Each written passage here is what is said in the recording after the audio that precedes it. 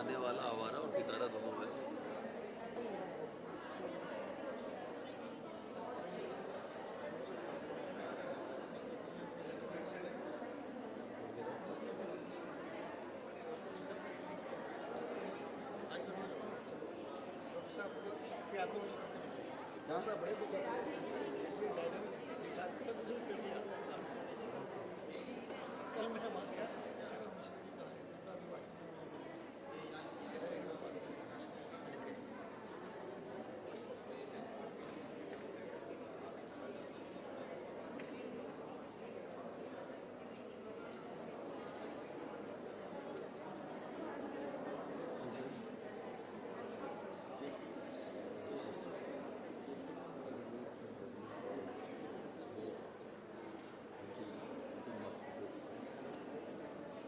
Mosquito now.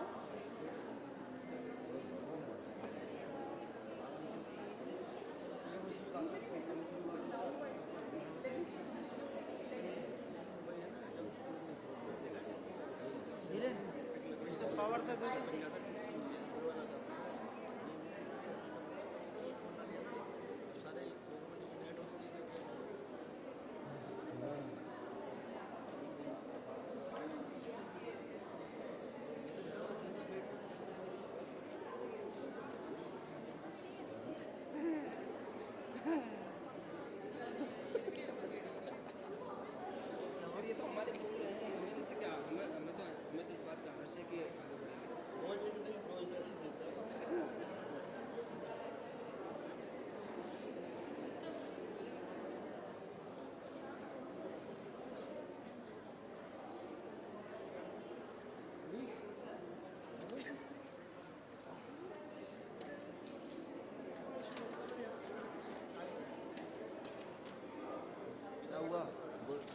बोला डाल दिया।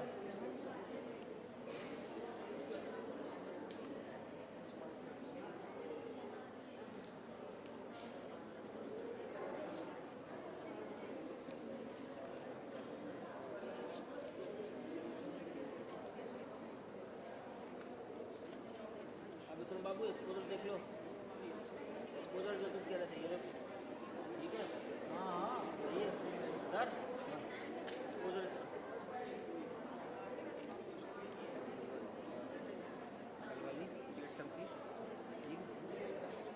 ना ज़्यादा ब्राइट है ना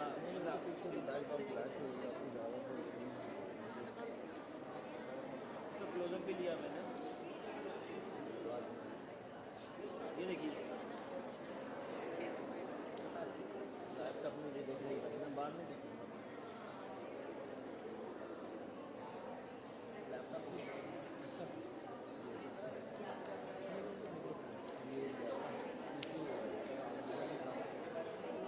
अभी क्या दूसरा लगा दे डेटा तो कल नहीं वो कर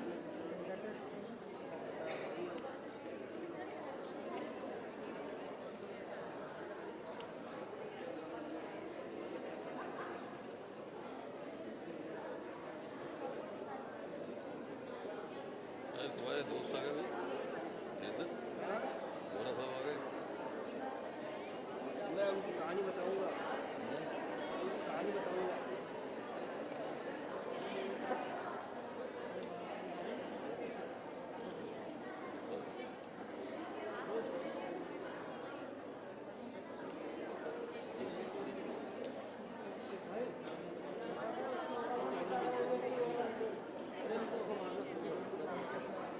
कनेक्शन तो समझ पाएगा वो करेगा इसका कनेक्शन से जल्दी जाएगा, नहीं जा रहे हो ना। क्या भाई क्या हेलो आपकी क्या दिक्कत?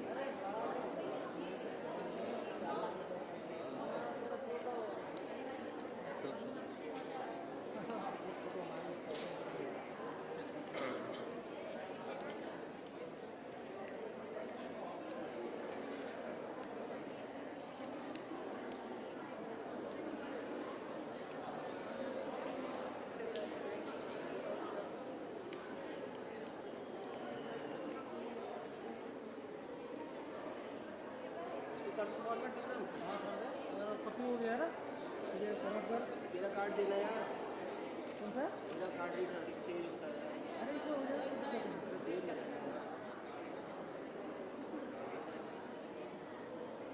देखो दूसरा वाला दिक्कत दिक्कत आएगा, तो डाटा लॉस होगा, बोलने को नहीं है। अरे मेरा करा हूँ ना,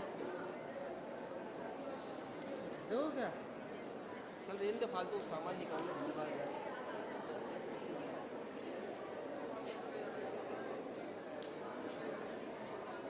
दूसरा कार्ड लगा, दोनों लगा दो। 3 नंबर है ना, ये देखने का।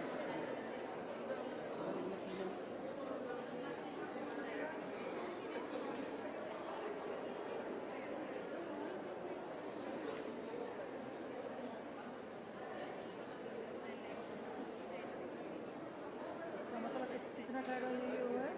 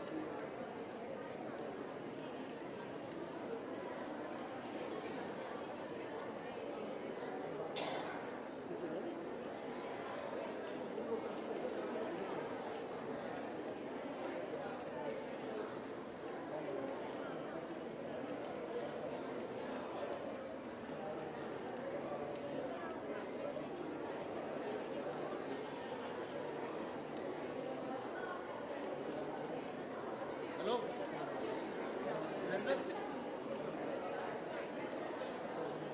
शुरू हो रहा है, देखो शुरू हो रहा है, कैमरा उस तरफ करो। बस निकलते ही नहीं। हाँ शुरू हो रहा है उधर करो। हाँ बता। हाँ शुरू हो रहा है।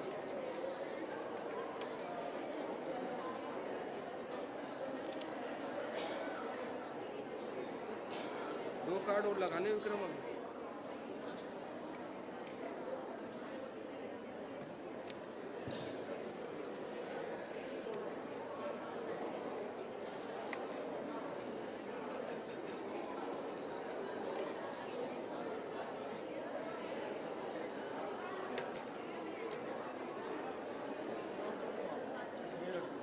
भाई ये तो हटा दी तुम्हारा।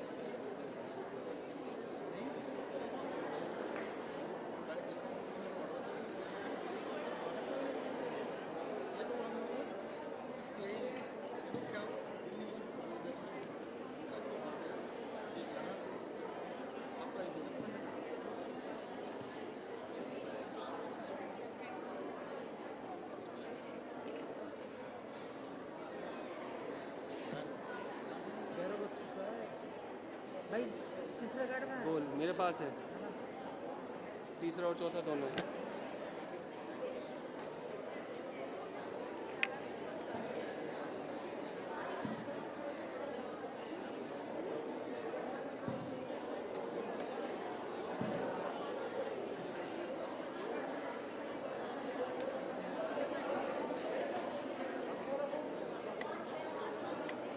इसका वाइट बैलेंस कितना रखना है? हाँ 2500, 30 है 3000। 2600 3,000 नहीं 2600 है ना 2600 नहीं है, नहीं है 22 22 22 नहीं 22 तब 3,000 कर दो 3000 ठीक है, हाँ सही तो है 3। हाँ ठीक है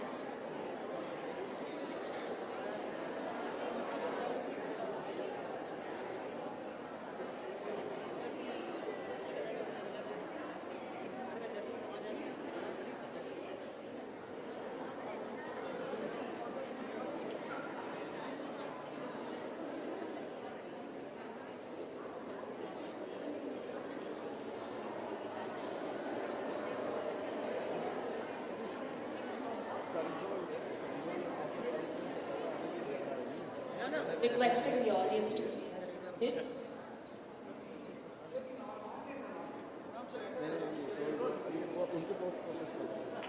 A very good morning and namaskaram to one and all present here. It gives me immense pleasure in welcoming you all to Day 3 of the Amrit Yuva Kalotsav 22-23, a festival of music, dance and drama brought to you by Sangeet Natak Akademi, a National Academy of Music, Dance and Drama, New Delhi, and Kalakshetra Foundation, an arts and cultural institution dedicated to the preservation of traditional values in Indian arts and crafts, especially in the field of Bharatanatyam and Carnatic music based in Chennai. Sangeet Natak Academy, the apex body in the field of performing arts in the country, was set up in the year 1953 for the preservation and promotion of vast intangible heritage of India's diverse culture expressed in the form of music, dance and drama. It is an autonomous body of the Ministry of Culture, Government of India. Kalakshetra Foundation, as the name suggests, is a center for artistic endeavor. Founded in the year 1936 by the vibrant visionary Srimati Rukmini Arangam. The institution stands testimony to her dream of creating a space where the essence of Indian thought would find expression through artistic education. The Kalakshetra Foundation, as it is known today, is a vital center for the study and performance of Indian arts. Both the institutions are funded by the Ministry of Culture, Government of India. To showcase the myriad performing arts genres, traditions and expressions by giving a space to the young artists under the banner of Azadi Ka Amrit Mahotsav through a series of performances to celebrate India's 75th year of independence. It gives me great joy in welcoming you all to Day 2 of workshop on art critic. On Day 1, the workshop we had experts sharing their knowledge acquired through their vast experiences. We had more than 100 participants online who were also part of the workshop, and they have posted questions to yesterday's discussion. Today's session will be more of answering their questions and questions from the audience present here. I now welcome the speakers for the day onto the dais. Srimati Leela Venkatraman,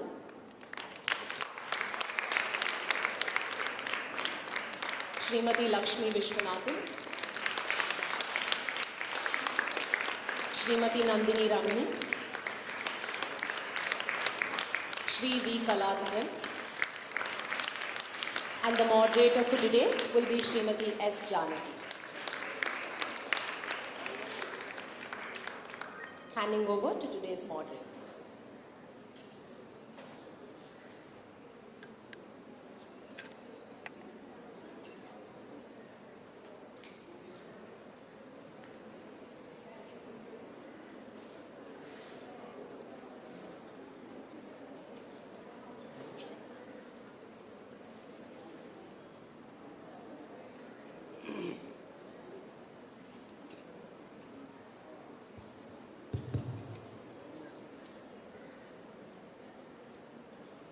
Yellorukum Vanakkam, Namaste. A very good morning to all the art lovers and students who have gathered here today, live and online. Yesterday we had a very interesting session where all the veteran critics, writers shared based on their vast experience. I'm sure it must have sparked off a lot of questions in your mind, and all of us would like to once again share from the experience as to whatever can be told to you for your questions. And before we actually plunge into today's session, do you remember Lakshmi ji had asked you all to start writing yesterday? So we hope you have put your pen to paper or put your nimble fingers to your keypad. And so I thought I will ask one person who was enthusiastic enough to come and share what the gist of what they got yesterday. So I request Sri Vasant Kiran to come on stage and give a brief gist of what he derived from yesterday's session. He is doing it on behalf of all of you.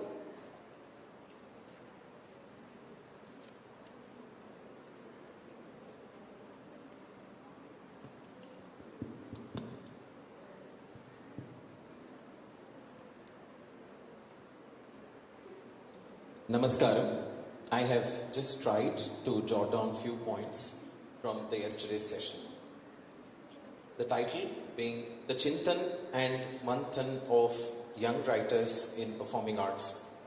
Often or not, the word critic is seen as criticizing, and the world of art has had a corner eye towards it. India has seen some of fantastic art critics, and the best of them were present at SNA's Yuva Kalotsav 2022 at Kalakshetra, celebrating the youth and their spirit in the world of performing arts as part of Azadi Ka Amrit Mahotsav, envisioned by our great and honorable Prime Minister, Shri Narendra Modi ji. The session had senior dancers, critics, scholars from different parts of the country and youths across the country attending both physical and in online mode. Senior critic and editor of Shruti magazine, Srimati S. Janaki, moderated the event, and her years of experience spoke in every sentence and thoughts she shared. She stressed upon the importance of editing apart from reviewing. Srimati Leela Venkatraman, a senior celebrated critic, shared an anecdote of her entry into the field of performing arts criticism and how experience of watching has made her what she is today. Senior dancer Miss Lakshmi Vishwanathan, also an illustrious writer, shared how much writing was important, and her degree in English literature helped her produce some of the fine books. Not to forget that the wit and humor caught the attention of youngsters in her talk.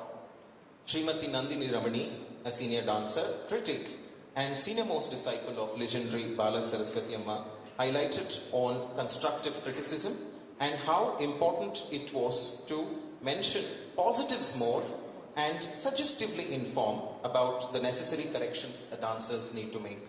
Srimati Manjari Sinhaji threw light upon the need for depth of understanding of art form. One is reviewing.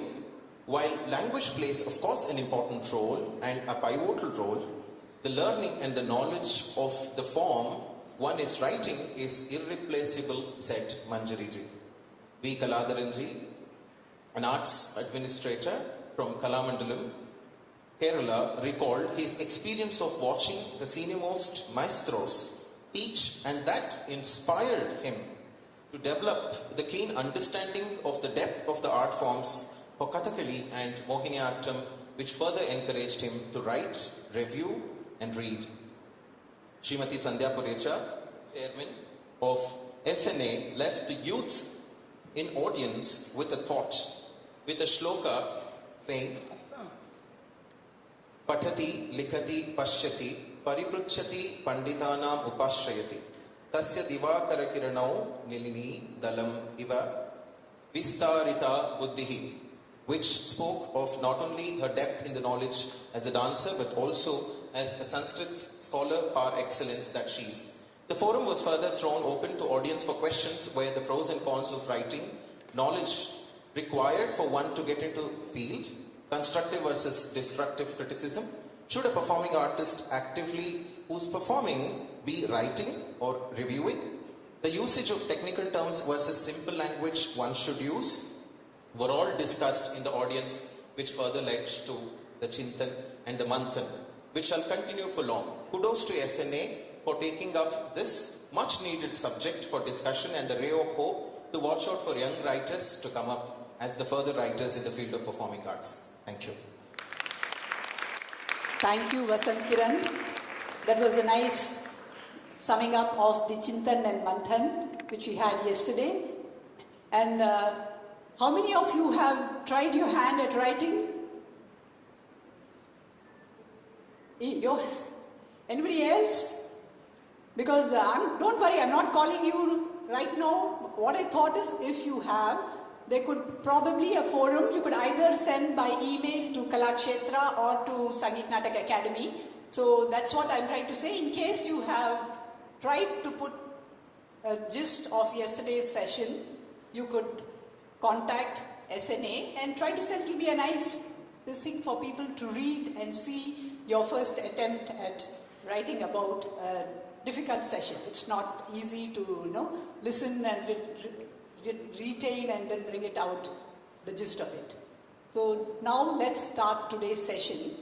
And yesterday they shared a lot of their experiences, and because it's a workshop actually, we thought we will share a little about writing tools and the avenues open to young writers, because everyone who learns some art may not necessarily become a performing artist. You can become a writer, you can perform for some time, and sometimes senior artists who don't want to continue after a certain age can also decide to write, because that adds a great deal to the writing in the arts field also. So actually a very easy way of starting to write is, like for example, because I'm in Shruti, I can share on that basis. Shruti has many, compartments or segments about which we write about. So the easiest thing for a person, a youngster or anybody or a reader to write is letters to the editor. If you read a newspaper, maybe the Hindu, which writes a lot about the arts, or you read something in Shruti, or you read something in the Times of India or anything, you can start writing a letter to the editor where you don't really have to think too much about what you are writing as what you have seen, but something which moves you to write. And of course, there's always the possibility that what you write may not be published. That happens in any profession, you know. You don't necessarily get it at the very first go, but that's a good way to start. Letters to the editor. Then you can write about cultural news. You can do cultural reporting.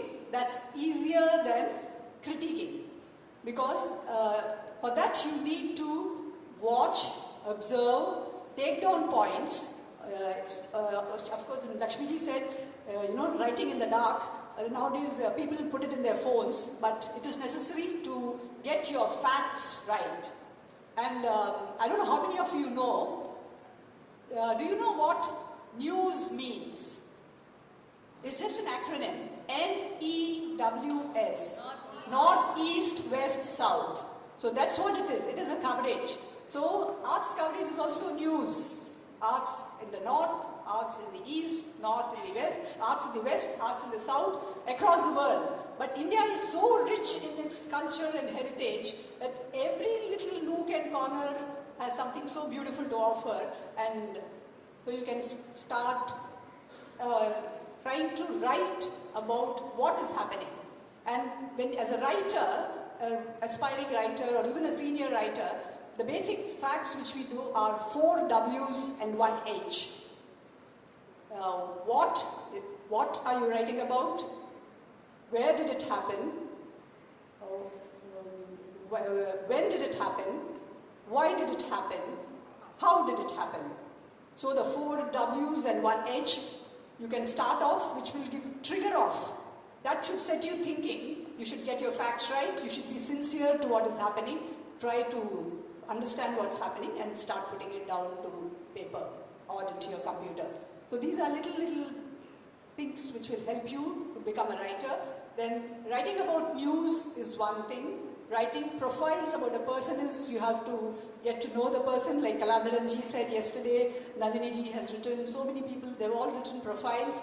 So you have to get to know the person, read about them, interview them. Interviewing people is yet another art. And then critiquing, of course, is another major aspect of writing.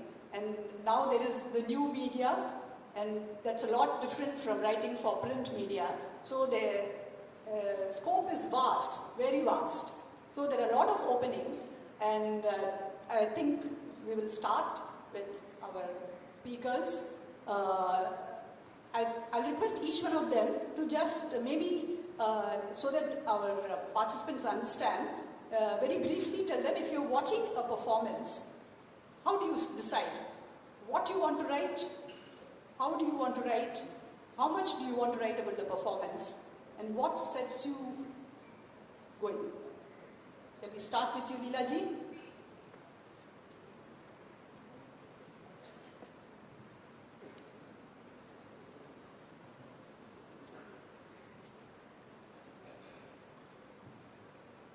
I don't know if there is any shortcut to perfection. You have to keep at what you are doing all the time. So when you look at a performance, what is it that you're going to take? Maybe there is a performance where I find that the subject that was chosen was not really the one that one could really interpret in terms which would reach out to an audience. Sometimes that happens. They choose a very dry subject, some artists do that. And then they start working around it, and it doesn't make any kind of impression at all on the audience. There are certain other dancers whose personalities really make the dance what it is in each case. I don't think there is a hard and fast rule. Over the years, as you keep on writing, you look at a dancer and you find that there's one aspect that you would like to concentrate on, because that is what comes across very strongly. And you choose to write around that particular idea. So this business of having rules that you have to mention this and you have to mention that and you have, I mean, these are rules, it's fine. I mean, you go by these rules to start with. But after that, I think each case depends on how exactly you look at it. And each case influences you in a very different way. There may be some where the group discipline is so extraordinary that you want to talk about it all the time.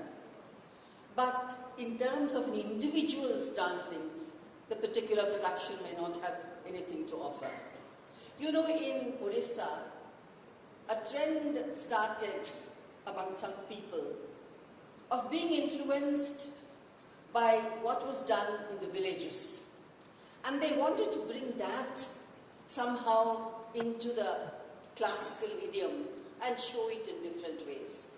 Now, it's a wonderful thing to do because Deva Prasad Das was a guru who said that you must always go back to the roots to understand where you come from. That is very essential. Don't lose your contact with the roots because that is where you started off and that has to be with you. But as you travel along, how much of it you can carry, how much of it you give up, these are all questions which have to be decided by a particular dancer. And then when I saw a stage had come where enough of what was being done in the villages had been taken, because they were influenced by Ram Leela celebrations, they were influenced by Daskatya, they were influenced by Sakhinata, and so many other traditions which in themselves are very nice to look at.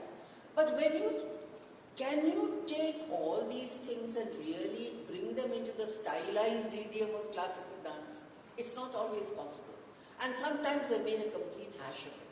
So I wrote, I think you've reached a stage where you can't go any further. You can be influenced by something, but how much of it you can take and bring into the classical idiom is something entirely different.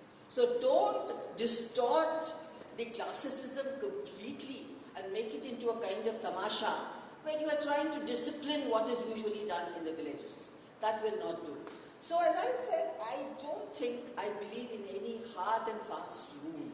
At least I didn't when I started writing. I just looked at a thing, saw what really impressed me and wrote about it. And I can't say there were cases where I'm sure I didn't do as well as people thought I should have done. But I think generally as a principle, it has helped me along the way. And the more you sharpen your eyes, the more you sharpen your ears, I think the better your ability to sharpen your pen also. So that comes with time. I don't think there is any shortcut. True, you have to sharpen your ears, you have to sharpen your eyes, you have to sharpen your pen, for sure.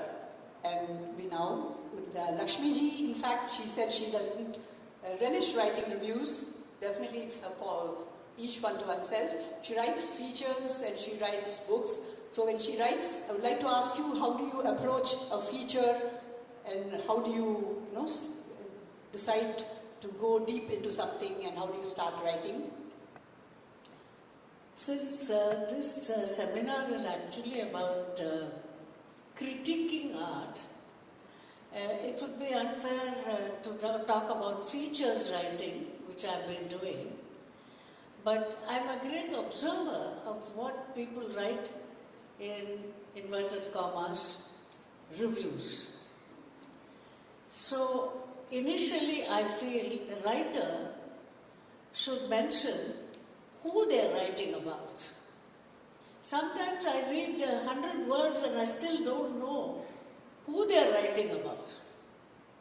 Secondly, you should also do basic things like, where did this take place and what is it? Whether it is a Bharatanatyam program or a Manipuri program or something else. I think for novice writers, for people who are starting to write, they should consider themselves more as reporters. Report what you see factually. Don't change the facts. If they have done a particular style of dance, you should say that they have done that. You cannot say that they were doing something else. So reportage is a very important aspect of journalism. It requires factual understanding and clear enunciation of what you have seen. I must see as a reader what you have seen. I cannot just imagine what you have been imagining while you are watching a program. I would like to see it immediately in my mind's eye. And you should write it in such a way that when I read it, I should feel, why, I was actually there. I've seen it.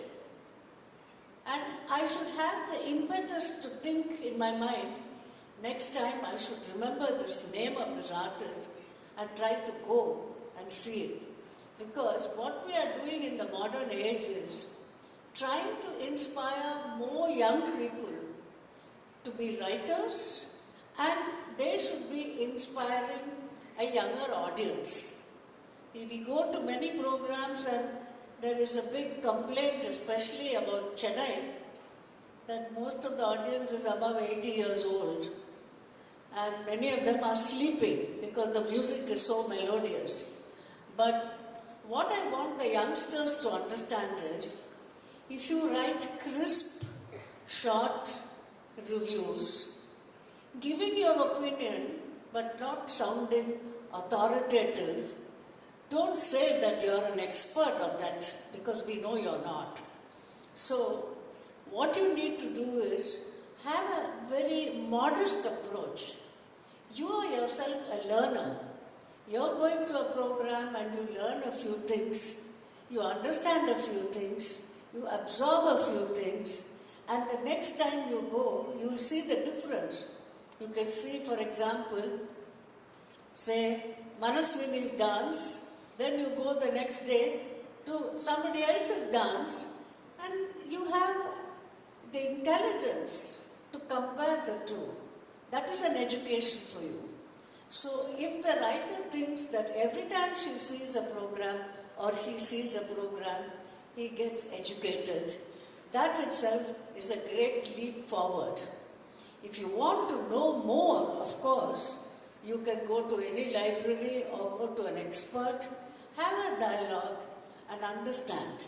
Many people, in fact, go to the artist herself after the program to understand certain things which they do not understand or would like to know more about. That is allowed, so long as they don't phone you about 150 times. It's fine if they come and ask you, Madam, you did something on Bhagavad Gita, I didn't know which verses you took, or what was that you did with Nandanath Charitra? Did you tune it yourself? Or, Madam, I saw your Devaki Pulambal, where were the verses from? And I'll say, go to Kamba Ramayana, read it. You will understand, so that the next time you see a Ramayana program, you will know what the context is. So I think a certain modesty, a preparedness, and most important of all, whatever language you are writing in, make sure that your language is readable, grammatically correct, and at the same time, not boring. Thank you. And at the same time, like she pointed out, it should be also the auchityam, the appropriateness of the words should also be there. And like she said, and everybody yesterday, you heard even such senior veteran writers say that it is still a learning experience. So it is very important that young writers start off in a modest way. Every program is going to be a learning experience for each one of you when you start and write. And of course, apart from writing, there are other avenues too for you can become an editor, you can become a regular correspondent who reports, like she said.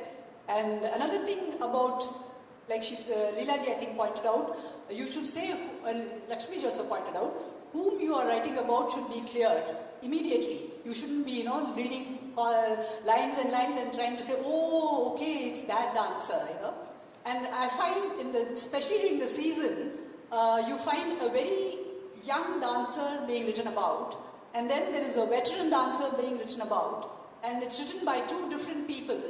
So the person who's written about the young dancer has written about that person in glowing terms, and the person who's written about the veteran person has been a little more critical. So a person who doesn't know much about it as a general reader will wonder, my God, this young dancer is such a wonderful dancer, and maybe what have they written about the senior dancer? So I personally feel that when you start, the opening paragraph you should be able to place the person, like should say who she is, she or he is, if she's young, whose disciple, because that is important when you are a young dancer. Because a senior dancer goes beyond all that, they start doing things of their own. And whose disciple, and if a young dancer generally tends to follow a bani, how much they are, authentically following it. So these points can be there, and you can immediately help place the dancer so that when you are reading pages and pages of the season, you know who exactly you're reading about. A young, aspiring, good dancer, or a mediocre dancer, or a veteran dancer who has put years into it. And now I would like to ask Srimati Nandini Ramani, who has been writing for over 5 decades, almost 6 decades I think, about when you see a performance, how do you decide how to go about it? What are the different things which, the bija, and then how does it blossom and branch and become a beautiful bouquet? Namaskaram, Shri Gurubhyo Namaha. I started, as I mentioned yesterday, my journey of dance writing with the Hindu. First, we must all give a clap to the Hindu Friday column, because that is the only major paper which is giving a space for dance and music. Although now it is a national page, we still have a lot of room for happenings in Chennai, which is very most welcome. That process itself was a learning period for me, because I came as a fresher. I learned a lot by seeing so many dance forms, and probably I was the first one to cover features like Arayar Sevai and biographies on several senior musicians, dancers, dance gurus, Natdavanars, and traditional community artists who, like Vandanallur, Jayalakshmi. She never gave interview to anybody except to me. So these were all kind of very big learning experience, and knowing such a great artist. But as already said here, every performance is a new experience. So my approach was and is like, I keep an open mind. That Sahridayatvam should be there in your mind. You don't go with a preconceived notions. No preconceived notions. And most of the dancers and dance teachers are new, but still I would keep a fresh mind to see the performance as is various spaces I report. I will definitely look for the Sampradaya Shuddham, the Guru's lineage, how the teacher and her student have fostered it and brought it forth. The student's skill, the teacher's skill. As I said yesterday, even an average teacher would have put a lot of trouble to train that student, and the performance might be average. So I will first give the constructive views, positive views. There must be some plus point for that girl to appear on the stage, and the teacher to choose that girl for a performance. So give a positive ideas first. Then of course, as I mentioned yesterday, don't leave the negative points. We should mention, because otherwise you are not doing justice to your responsibility to the art form, and also you are conveying something wrong to the audience by not saying the negative things. These will be my main criteria of judging, and as I believe in Prayoga Pradhanam Khalu Natya Shastram, so all that is there in Shastra is not there in performing dance, actual performance. So I myself have gone to the theories only via my dance. That's how Bala taught She never taught any specific theory in class, but because my father was there, I could read and learn some things. But never apply those things for a performance which is a regular happening. You just go with a clear mind, and then wherever there is necessary for connecting it with theory, you can always refer it. But not put very ornamental, flowery terms and words, and write paragraphs and paragraphs without not much stuff in it. A crisp and sharp review. I have also been given challenges like writing Chandralekha, which is completely contemporary. I have never been in touch with, and then that was a new experience. So this kind of open-mindedness. You would probably then write of it as an experience. You would probably approach. Yeah, it was a new experience. As an experience. Yeah, that was a fantastic presentation. Which talks about, which displayed femininity in the male and the masculine nature in the females, which is 45 minutes, but exquisitely brought out. It was a new experience for me. But when I wrote that, some very senior exponent called and said, "Why you are writing all this? You shouldn't be writing on such things." That was the time this contemporary things were coming up, and then Chandralekha, we all know that she is one of the prime pioneer in that field. And Janaki was telling about watch. I would like to just on a lighter vein say, I used to get many calls, not 150 calls, but calls used to come often to say whether I am writing. So sometimes when I am writing, if I had seen some manodharmic aspect in abhinaya improvisation, without just telling the artist what I have in mind, I would say, "Did you do that?" They would say, yes, I did that. But the next day I would try it. Yes, she herself admitted, without mentioning that, I would say, "This was not correct. It should have been like this, whereas the dancer depicted this." So that was very important for me, because the dancers convey something on the stage and they go away. People appreciate. Everybody says, "Oh, it was good, it was fantastic." What is fantastic, what is good, it is all relative terms. One person might like one thing, the other may not. But there is one dharma that watches whatever is correct only should be depicted and accepted by the larger audience. Coming back to that watch thing, one's very senior exponent once called me and said, "Nandini, paathu ezhudunga." I said, "Paathu," which means she said, "Watch out when you write about me." I said, "Naatiyatha paathu danga ezhudha mudiyum, paakkaadha ezhudha mudiyadhu." So this kind of watching is very essential, but how to watch and how you watch, that is all there in your mind. They don't have to necessarily feel scared, watch out. That's the different kind of watching when they write. Don't watch out. Too much watching also sometimes, very careful things when you mention senior exponents especially. I must say here from my 15 and odd years of writing for the Hindu, dancers are not tolerant at all. You should never say anything wrong. Always say Good things. Devi, like that. So it's not possible. Sometimes when they do repeated things and all, when you write, they take the phone and verbal abuses. My God, I can write a whole small book about it. So I think as much as the critic is questioned, the dancers should also be questioned why they behave like this. And all they want is, they want the picture. I remember one dancer, very enthusiastic, always smiling. Morning 5:30 phone call. So glad, Akka, you did it. I saw my... I said, your photo is there. Did you read what is there? Oh, that I will read later. She did a Varnam section which was wrong. One particular thing, her elaboration was really silly. I put it in a very subtle way. She did not. Till now she has not read it.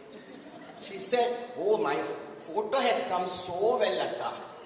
That's enough. She was happy with the photograph, which was big. This is how it is. Thank you for those laced with humor points. In fact, like she said, we have also had some interesting anecdotes like that. Once a very, very, very senior music vidwan who's listened to by thousands of persons, he called and he said,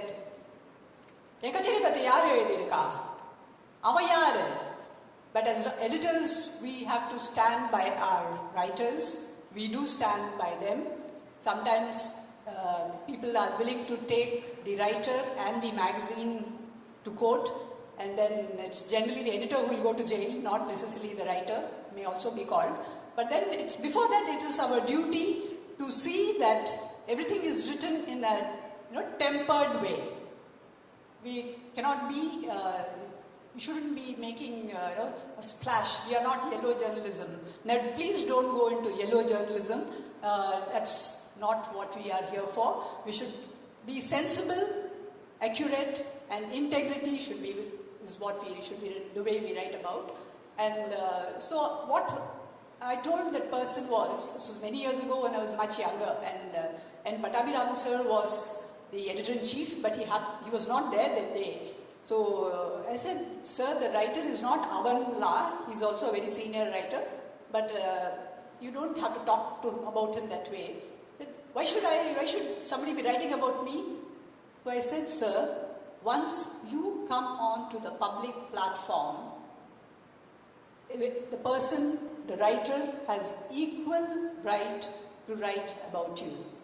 So the artist should keep that in mind, that who is he or she to write about me? I will do what I want should not be the attitude, because many of you writers are also artists, that's why I say. But you have to be careful when you write about any person. Start modestly, like she said. And another point, like when she said, is a lot of young writers, even many senior writers, have this habit of writing adjectives and adjectives. It was scintillating, it was sweet, it was captivating. In Shruti, we generally say, after you write, please read it and try to cut out all the adjectives. Even without that, you'll make a lot of sense. And if you feel an adjective should be there, please justify it. Like editors should feel justified as to why you are using that adjective, because when you start analyzing it, justifying it, you will be analyzing your words. You have, behind every word there has to be a lot of thought. For every writer, it is very important to know, like he said yesterday, he was feeling sad that nobody complimented for him for using such a brilliant word for somebody. So you must realize that every writer thinks a great deal before choosing the right word to describe something. So a lot of thought has to go into your writing. And yeah, Nandini ji wants to make a point. I just want to add this. While I respect Janaki a great deal because she's a fantastic editor, and the editor also kind of plays some tricks to put the critic in difficult times. The Hindu always stood by the writer. I remember always Mr. Ravi or Mrs. Lakshman used to say, don't worry, because when the Gundas came to break my leg after a review, they said, we stand by you. Whatever you say, we are there for you. At the same time, the page editor can put you in trouble. People think that we are giving the title. They are the one who are giving. Once I wrote something and they didn't accept it. They put it Bharatanatyam San Sampradayam. That created a very big problem for me. I didn't give the title. Very rarely they accept our titles. So they can be also our makers or breakers. True. Yeah, they're right. Like she pointed out, editors can also at times give a wrong impression of what the writer is trying to say. We do have that responsibility, and yeah, most of you may not know, like she's rightly pointed out, you may think it is the writer who gives the captions. It is always the editor who gives the captions, and the editor has to have that responsibility of trying to find the main highlight of what is written about by the writer or the critic, and highlight that and not try to force something which he or she is thinking about that artist or about that program. The editor also has to be very true to what is written about. And generally, one thing which all writers should know is that every publication has its own policies. It has its own terminologies, the way of presenting certain things. So if you are joining something, or even if you are going to be freelancing, it's better to talk to either the editors who will be contacting you to write, to find out, do you have a certain format of writing?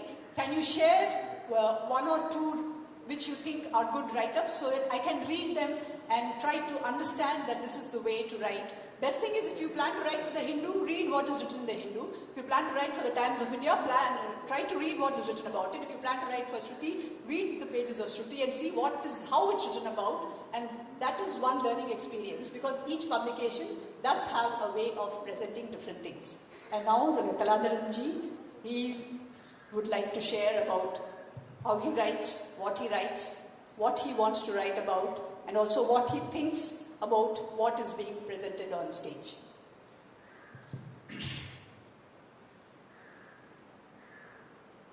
As a writer, the first thing you require is a flair for language. So if you don't have that flair for language, you can never become a writer. Whether you are a dancer, whether you are a theatre artist, whether you are a musician, okay, that's your field. But when it comes to writing, then it requires a distinctive skill. And if you don't have that skill, just leave it. Don't go in for that. I remember in the 1980s, when I first wrote an article in Indian Express, one of our great short story writers and novelists in Kerala, VKN, he just wrote a line to me, quoting Ernest Hemingway. Adjective is the very enemy of noun. That's all. That was an eye-opener for me. I've written reviews of performances, I've written profiles, and I've also written articles for the research journals in many universities, including one University of California, Berkeley. But then I find that the most difficult to write is to review a performance. If you're writing a profile, it's fine. You can write this and that. This artist is great. He had a humble beginning. Then he underwent all the trials and tribulations. You can go back, talk to them. This performance is ephemeral. It's just there and goes away. You can have so much of comfortable inputs. Because now you have YouTube to go back again and watch it. Right. Yeah. But when you write about a performance, what are you expected to do? Are you writing the storyline? No, because the storyline is known to everyone. Many writers do that to play safe. Yeah, that consumes a lot of space. And you don't need to speak about all the stories that are the excerpts taken from the epics or from other stories, which are generally known. But then how the performer translates those into visual phrases.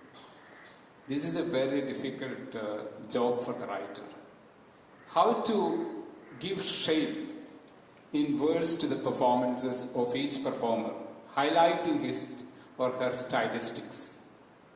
That's the real challenge I have faced all throughout. And if one is able to overcome this, then that's well and good. But this is not the case with all the performances, I would say, because if it is dance, of course, the story, the episode, or the excerpts are known to everyone. But when it comes to review of a Kudiyattam performance, it's theatre. There, the playwrights are not known to the readers. Bhasa, or Shaktibhadra, or Sriharsha, or Nilagandha, Bodhayana. These playwrights are not known to the readers. And also the way in which they treat the play, that they treat the story, the theme, is very different. Then you have to give the storyline too. There is no other go. Because otherwise the readers will not be able to understand what all these mean. The characters, the kind of enactment which they present on stage. I will just cite one instance of Bhasa's play, Jadaivitham, in which I was reviewing a performance of Jadaivitham, a truncated performance in fact, in which Ravana disguised as Rama and his charioteer disguised as Lakshmana. They come and Ravana abducts Sita. And just because her clothes, the tip of her clothes touches Ravana, his disguise goes. Then Sita cries, oh Lakshmana, please help me, she cries. And then the charioteer doesn't understand what happens. And he looks behind and sees Ravana in his true form. Then he thinks, then why should I have this disguise? Let me take off the disguise. And then he becomes also the demon. Then Sita cries again and again. So if you are not giving the actually what happens there, the storyline, I mean, how the character is framed, then the readers will be at their wit's end. They won't be able to understand what you are speaking about. So when it comes to theatre, it's a different question, but when it comes to dance, the theme is very much familiar, so the performance itself is to be depicted in the words, which is a very, very hard job. And to select the particular word, and to see that you don't use a misappropriate word. If you use it, then that will create a misunderstanding not only among the readers but also among the artists who presented it. If you are writing in English in Kerala, one advantage for the writer is that nearly nobody reads it, especially the artists. If you are writing in Malayalam, then everyone reads it, but they don't read so carefully, so even if you criticize, they won't mind, unless it is blatant. So I didn't make any blatant criticisms except in a particular situation when the Kathakali vocalists started doing concerts, solo concerts on stage. So I was watching these concerts and I wrote an article, an elaborate article in the Madhubhumi saying that if the vocalists are so confident about their musical talents, they should do a Carnatic music concert. You cannot do this slogans and padams, sing the slogans and padams and deceive the audience. Because here, if you are doing it for the audience and not for the performers, then it defeats its purpose, because it is a functional music.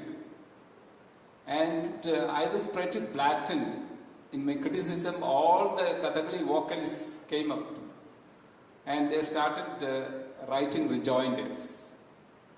So these situations would come when, but then the question is, who is provoking whom? Whether the vocalist provoked me or I provoked the vocalist. This can be debated. Thank you. Thank you.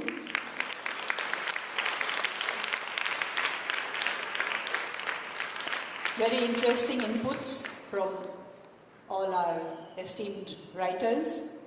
I think yesterday we had many online questions which need to be answered. And what is the procedure? How do we go about it? Okay, shall we start that? Yeah, it's very important. Okay, just we can get that organized. And before that, actually I was also thinking of the same things, but considering Lakshmiji has pointed out, we've all been talking all this while about English language journalism. Vernacular journalism is very important. Yesterday we had Manjariji who's talking about Hindi journalism. And actually even in Tamil Nadu we find that actually if you want to reach out to every nook and corner of Tamil Nadu, you want to take the message of art, you have to be And you have to encourage vernacular journalism. And here, just before I hand it over to her, I would like to say that I'm one of the core committee members of Nati Rangam. So we were wondering how do we encourage this vernacular journalism, and we said let's ask people in the Tamil media to write about some of our thematic festivals, but we didn't really find many of them. So then we hit upon a different kind of idea. So we said let's go to the very, like he's pointed out, you need a flair for writing. So we said let's go to these very famous writers, and so we went to people like Indra Patsarthi, Ashoka Mitran sir, and of course Shiva Shankari knows a lot about dance, and we had two more. So people like Indra Patsarthi sir and Ashoka Mitran sir said, yeah, we have won the Sahitya Academy, we have won this and that, but we don't know much about dance, so it won't be fair to the art. So then we hit upon a plan. We said we'll send people who are reasonably well acquainted with the art form to go with these people. And 1 year Dinaman did that, and it had a very good reception. Like Ashoka Mitran had a person well versed in the art for Bharatanatyam to go along with them. Indra Patsarthi had a person to go along with him. Sorry to interrupt you. So it had a very good response that year, but it didn't bring more Tamil people to write about. That's a big problem. So now over to you. I would like to follow up on what Sri Kaladharan was saying. He has a flair for both English and Malayalam. And Kerala is a very evolved state where the audience reads Malayalam newspapers which cover reviews and write-ups about their artists, their art, their performances. Now, this has gone down in Tamil Nadu. It used to be very common that at least the weeklies like Kalki and Ananda Vigadan, Dinamani, Dinamalar used to carry articles, reviews, photographs of various events, artistic events. It has gone down a lot now. Now, I think this is a very important point that has to be raised all over the country. It is just not Tamil Nadu. I wish the Sangeet Natak Akademi would have a national meeting about how the performing arts can be literally pushed into vernacular media, because whether it is in Manipuri language or Bhojpuri language, Gujarati, Marathi, the way that people read newspapers nowadays is very different from what it used to be before. People are more conscious of reading the news, and we have to catch their attention to the arts in a bigger way in the vernacular media. I think that is very important, because the younger people don't have time to read just the one English daily. In fact, most of them don't even buy it. They say, we look up the headlines online. There are young members in my family who have not subscribed to any newspaper. They're just driving the car and looking at the headlines, that's it. But I find the common man standing on the street, in tea shops, everywhere, reading the daily Tamil paper.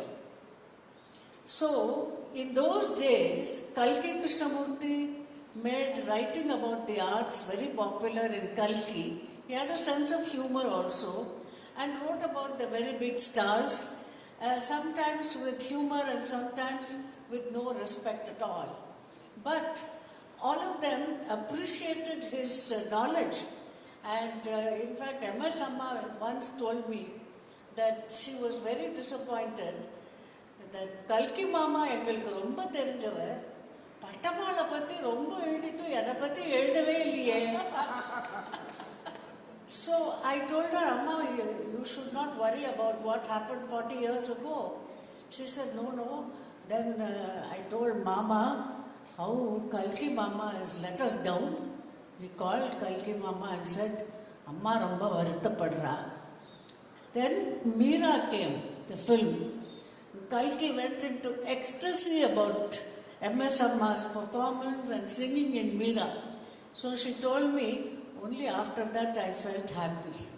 Now, if a Bharat Ratna can feel happy only when she gets that notice which she needs. See, she has given her life and heart to that role and sang those songs which we are hearing even today.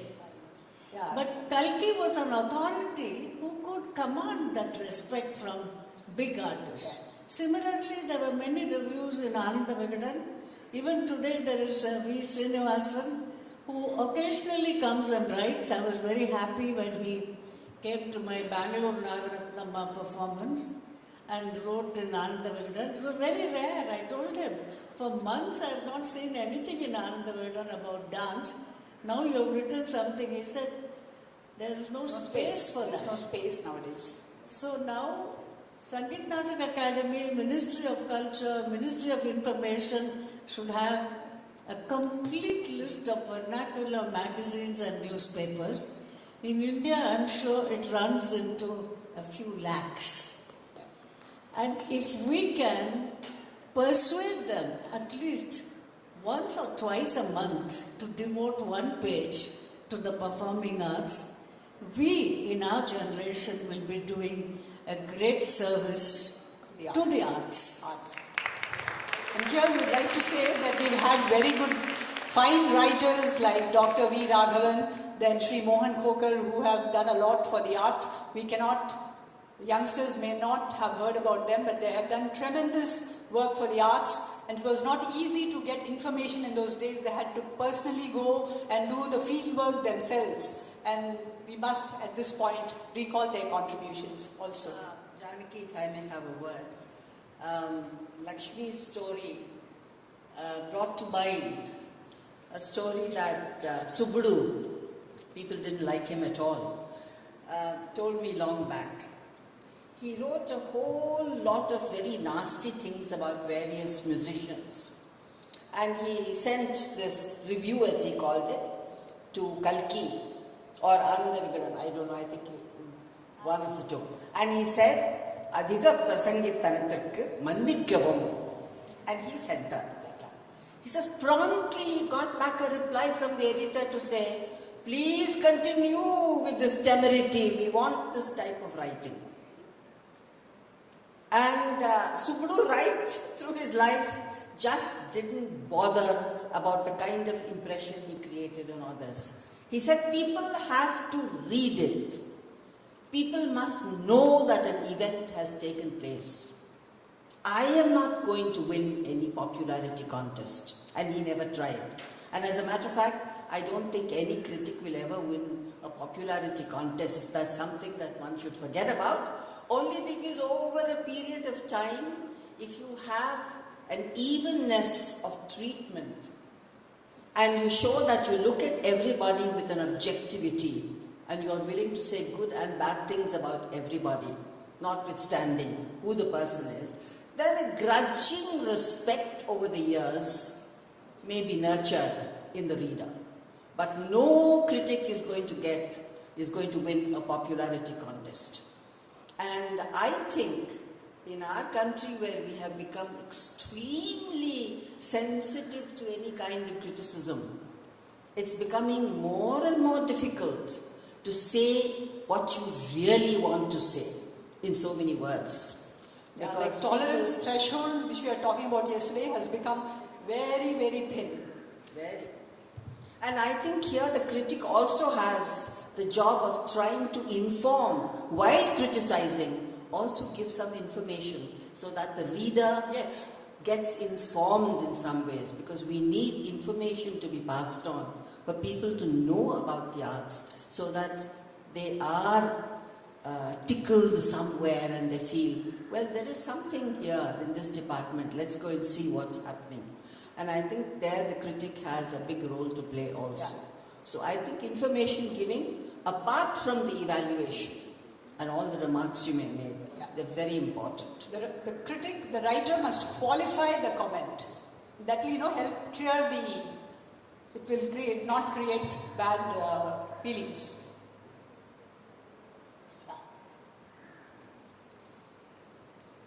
We now start taking the questions. This is from Pavitra Bhatt, Garima Chavan. Garima Chavan, a disciple of Sri Pavitra Bhatt. She says she would love to start writing or dance. I would like to ask all the panelists to guide as to what should be the first step to start writing. What can we write as a beginner? Does it have to be a blog or a report or an informative write-up? I think I addressed it in the earlier thing. I said, see, if you're going to be dependent on somebody to take it and publish it, you may not always be successful. So writing a letter to the editor can be a good beginning. And blog is easier because it's your own blog. Nobody's going to say, don't write. Whereas if you want to write a report, you can write and send it to the publication. But actually, if you read stories written by very famous writers, you will find that most of them have written that I wrote for years, I wrote for months, I wrote for years, my story was not published till one fine day. So it's not easy to get something published, but start it off. Start writing letters to the editor, start writing a blog, but also try to write for publications which give you an avenue. Yeah. We read it out in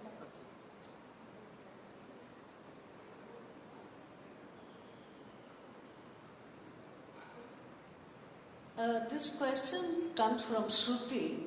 She says some artists prefer to do traditional repertoire while others are doing experimentations. Do you look differently at these two when you're writing about it? Obviously you have to, because when somebody, say for example, this is only a supposition, somebody is doing a traditional, say, Husaini Swarajati. Now, your empathy towards that music and that choreography and that traditional dance will naturally be different. But there may be somebody else who is having a new recording of some composition, trying to do modern steps as well. So you have to have an open mind about it. See, there is something called aesthetics. It has to appeal to your aesthetic sense. Even if it is something modern or contemporary, if it is crude, vulgar or irritating, you can't help it. That is how you are reacting to it. You can't sympathize with something which is unaesthetic. At the same time, if there is something new which has a visual appeal, perhaps in costume, lighting or movements, because this experimentation has now become quite common in all the disciplines of dance. People are constantly trying to even take the traditional music and dancing it differently.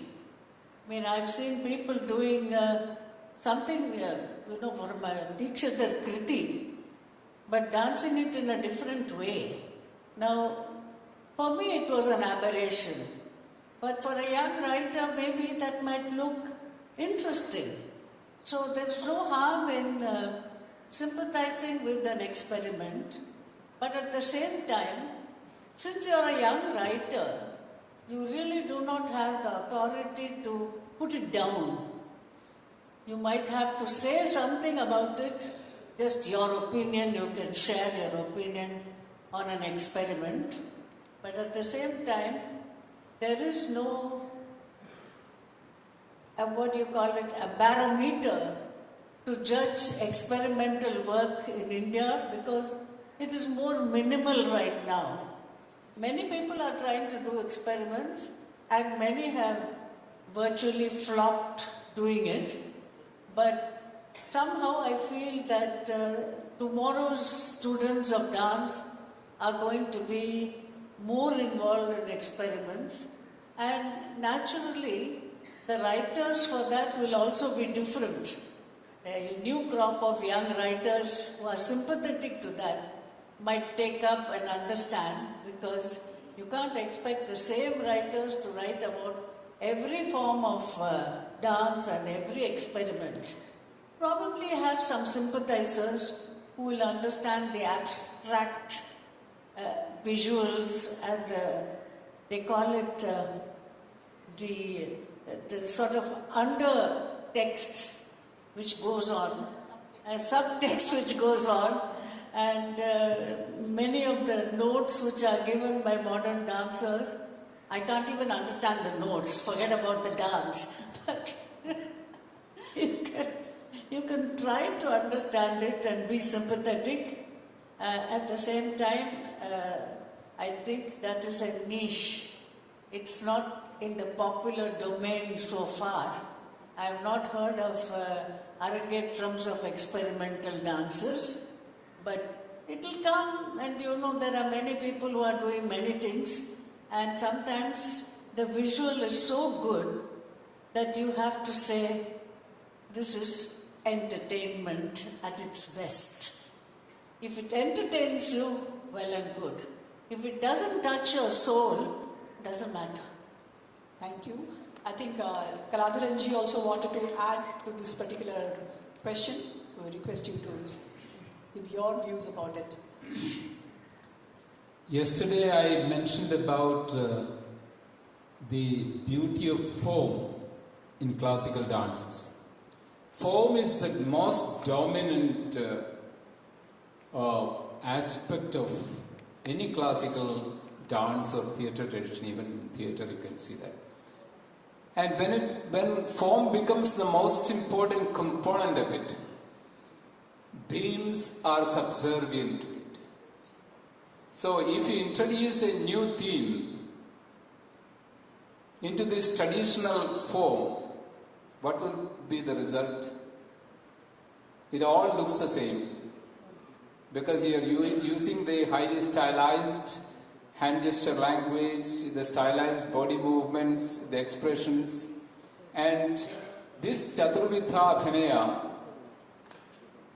to this Chaturvidha Abhinaya a new theme comes and doesn't produce any result. And if you want to experiment with new themes, then you innovate the techniques too. You innovate a new language of movements and expressions. Don't do it at the cost of the great Natavanas who choreographed it. So what most of these people who are engaged in new productions, what they do is that introducing some unfamiliar themes and using the old techniques. The techniques are already there, so you don't have to work on it. So this becomes too much of an incongruity. So the question is how you are going to tackle it. When King Lear was presented in the Kathakali form years back at Kalamandalam by one lady called Annette Lede and her partner, he was also associated with it. Then I was the one to raise my criticisms against it. Because I said that King Lear doesn't make a difference to Kathakali. Whether Lear comes or whether Goneril comes, Reagan comes, it's all in the costume and makeup of Kathakali. The hand gesture language is the same. The expressions are the same. Of course, there might be a little difference in the way the characters are treated. But when it comes to dhwani, implications in acting, Kathakali cannot afford it. For that matter, no classical dances can afford this kind of dhwani in the performance. When Lear says, when there is thunder and lightning and heavy downpour, Lear says, I am not concerned about any of this. I am not afraid either, because a greater storm, thunder and lightning in my heart. How can I translate this into the traditional language of dance? Not possible. The traditional language of any dance form can have only very simple, plain images, metaphors, and other forms of expressions. That's my impression. That's the impression I've gathered over watching all these performances all these years. Thank you. That was of course his view, and I think Leelaji has a slightly different view about it. Mr. Kaladharan said that the form is very important in every dance tradition. True, the form is its language. So, in a language, do you mean to say that you can express nothing else but what has already been expressed? I have seen a lot of Shakespearean plays which have been brought into the Kathakali context, and I must say that some of them have been very effective, and I think the kind of character development that we associate with various roles in the play of Shakespeare seem to have been translated into the idiom of Kathakali very successfully. And the way in which they use the drums and the entire the language of the dance seem to suit it so beautifully. So it's a question of how you adopt something that is new.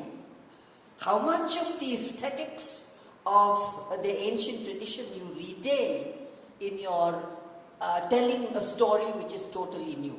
So if you think that the form is the language of a particular dance form, with that language you can express a lot of things, some of the things which have not been expressed so far. I don't believe you can confine it, you have to confine it only to the traditional repertoire. The traditional repertoire is very, very important, I don't say no. But people who have gone outside this have done so very successfully.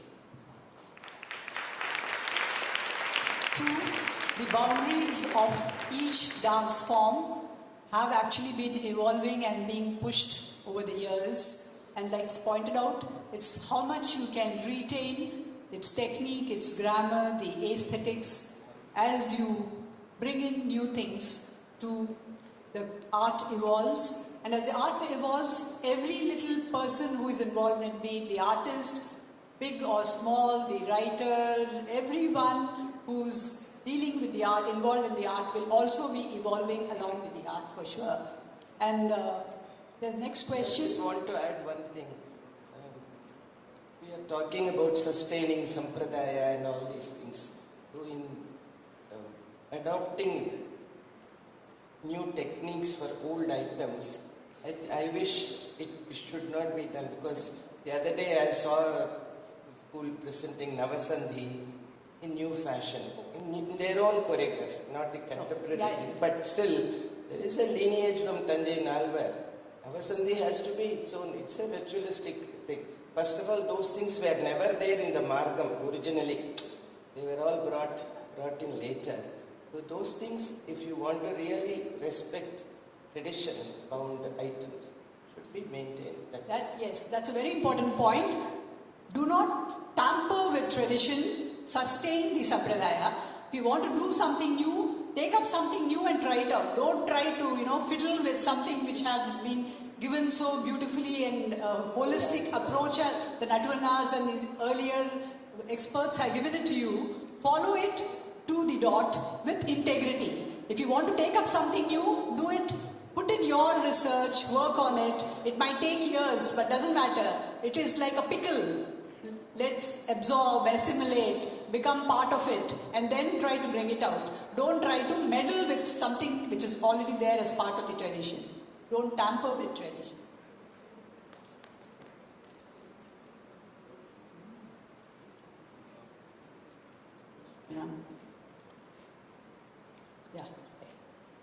This is a question from Manasa Sriram, disciple of Srimati Mahalakshmi Ashwin. She says, Namaste, thank you so much for this honest and pragmatic talk on art critique. As an aspiring artist, my question or request is about how we as budding artists can obtain reviews given its significance in shaping an artist's improvement and in also increasing their visibility as an artist.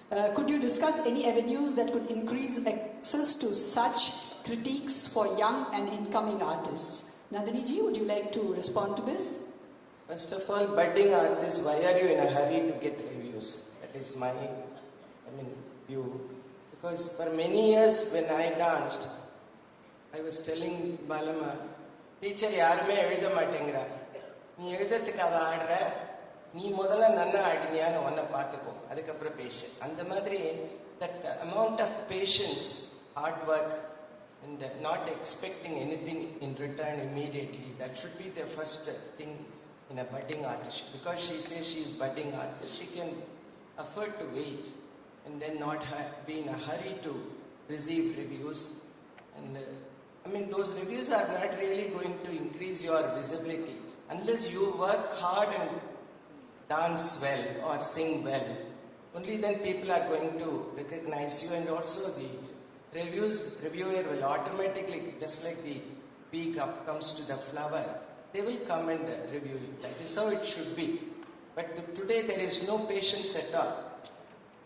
Everybody wants, today they are dancing, tomorrow they are teachers.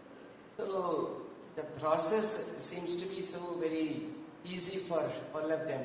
Some of us who belong to the older generation, we don't know even how to ask these questions. Because we could never raise any question in front of our teachers. So please wait. Budding artists can wait. And then the visibility, and if there is luck, என்னுடைய குரு சொல்வார், என்ன திறமை இருந்தாலும் ஆனா விலாசம் இருக்கணும், அந்த அதிர்ஷ்டம் அப்படிங்கிறது ஒரு ஆஸ்பெக்ட். ரெண்டும் சேர்ந்ததுன்னா when the right opportune moment comes, your visibility will definitely go places. Yeah, visibility has become very important for the young, and that's why I think the online and social media is buzzing with activity every second, comments posted on it. And actually there were many questions, I think, both live and online, about any interesting avenues open for young writers. And I think our chairperson of Sangeet Natak Akademi, Dr. Sandhya Purecha, has actually envisioned a project.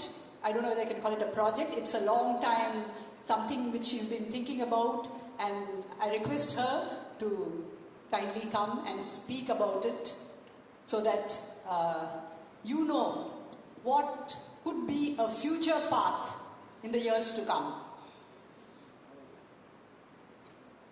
First of all, Namaskar. All youngsters, the Bhagavad Gita, one shlokam. Karmanyavadhikarasti ma phaleshu kadachan. The karma is just given it to you.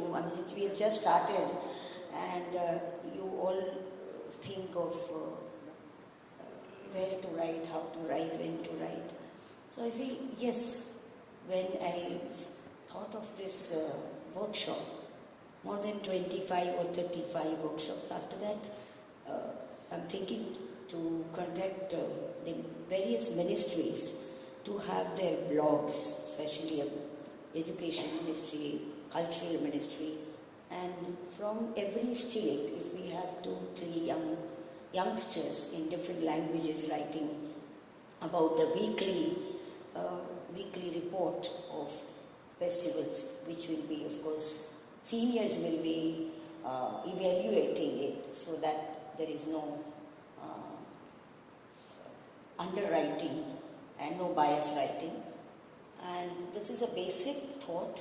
It may develop into in a grand scale of a national or international level also, but this is just a beginning, and I feel at least till 25 to 30 workshop, the youngsters should start writing and working on it, and we'll get back to you on this, how we can connect with you on your reports. Thank you very much. So now you have something to work for. It's not too long a tunnel. You can see the light. It's probably the Rajat anniversary of this workshop. By the 25th year, you'll probably find something, concrete. And before that, you can start writing. Yeah. And now that we have finished our online questions, I don't know if there are more of them, and Dr. Sandhya has given us what is going to happen in the years to come. We now again open it out to the audience here, you can ask your questions. Yeah, sure. We have a very esteemed person opening the live questions today. Please just tell us your name and look at the camera. I'm more a visual artist, but basically the rhythm, the emphasis, the focus, presentation, everything is common for both performing and visual arts. Here I'd just like to mention, we were all talking about all different ways of performing, the importance of abhinaya, the movement, the grace, the language, everything. But then sometimes the dancer may be young or may be old or a veteran, they could do their best, but they could be kind of dwarfed by a huge big banner saying who the sponsor or who the sabha is, and that kills the whole thing. Same way, I think this is a beautiful example, Kalakshetra, the prayer is here, and the musical all the singers going to be here. Focus is always on the dancers, it never gets diluted. The background is always subtler, all the movements, all the dance performances, everything just gets highlighted and focused. So this aspect should also be included into the writers' forum, so they could include this little bit of aesthetics so that they can judge the artists minus all those props and educate both the stage people and the audience about the importance of aesthetics in general. Thank you. Thank you.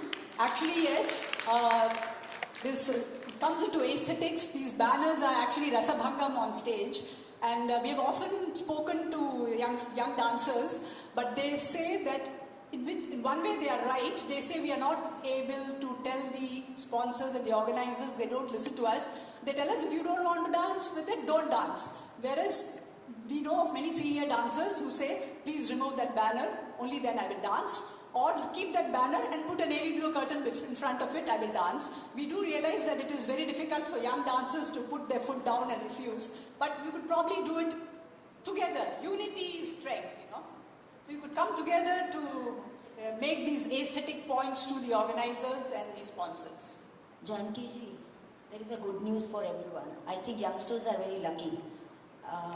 Mr. Anish ji have an instant proposal for you. Please, Anish ji, come. Welcome, Anish ji. Namaskaram to all of you. Very good morning to all of you. In fact, the question on how to come about and how to get the youngsters into the domain of writing. I'm no one to talk about writing because I think writing is an important activity. That's why I don't write. Because to write, you have to have a lot many experience and a lot of research. I was a research student, so I still feel what you call the writer's block to begin. But however, to address the question, since ma'am had already committed for promoting the writing inquisitiveness of the youngsters, we were thinking that we have a publication department. If the panel of evaluators, like the senior experts, like all of them, we will be having a mechanism to evaluate the write-ups of the youngsters. And we can actually think of a publication in SNA, all your articles. But as Nandini ma'am had said, why do you want to write at the first instance? But I don't think all performers are writers. It is not necessary that you have to be a writer to be a performer. It can be vice versa. But my point is that even today, 1957, 1958 seminars of Sangeet Natak Akademi have been widely spoken about of its substantial content regarding music and dance. So people, researchers still come and ask about the dance papers, a dance seminar and music seminar. I myself have made a request to SNA earlier for the dance seminar papers, 1957 and 1958. So these seminars or the volumes have been taken very seriously. And we have a very serious chairperson who himself is a scholar and working on that. So I hope we would be able to come up with a good publication of SMA, which would be a kind of a text, and it will also have a editorial committee. We have a committee for publications. That's why we have started a new committee called Publication and Research from this year onwards. But it has to be very serious. It cannot be just like, I saw this performance, it was good, bad. No. Maybe you can even work upon some of your innovations or even kritis or even compositions, etc. So this is a small suggestion from our side. We can work out the modalities, and I think that research and publication is something which chairman particularly and the general committee in general have taken very seriously this time. So this will be taken into account. Thank you. Actually, his speech has 2 points. One is, like he mentioned, the writer's block. The writer's block happens to everyone. Even the greatest of writers cannot suddenly start writing immediately on something, And don't ever wait to get the right proper opening for an article. You will never get it. In fact, you start writing, and now thanks to the computer, it is easy to do that. Earlier, you would be writing on paper, you have to tear it, you have to find other paper, and then put the whole thing together. Now you can put your thoughts about a performance or of a feature, and to write an introduction to a profile is actually the most difficult. So a writer's block happens and you sit with a blank mind and a blank page or a blank screen. So don't wait to overcome it, just start writing.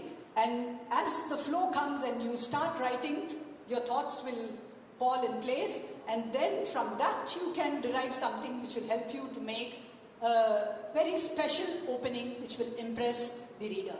And the other thing is, he was talking about this evaluation. I was personally thinking that if you have to ask the youngsters to write, a place like Kalakshetra, where they have a lot of young dancers, you can have a session during your semesters, and even other dance schools and institutions can do that, where young dancers, it should be a regular session where the dancers who are dancing don't feel that they are the subject of criticism. You can have these young dancers perform and the others write about it, because that's the only way to go about it. Ask these young dancers among yourselves to perform, and they write about it. You sit together and evaluate. That will be the beginning of starting to write. So that's how you can make a beginning about it. The experiment of students seeing a program and writing about it has been very well used in Padma Seshadri school and their cultural outfit called Bharata Kalakshetra. Just ordinary high school students are made to attend all the programs, and each class, the teacher sees what they have written like an impression. Now, I love your idea of Sangeet Natak Akademi helping budding writers. You don't even have to spend money on publishing. Put it online. Put it online, and to encourage the people, perhaps once in a while you can say, this is the best piece. So give them a virtual medal.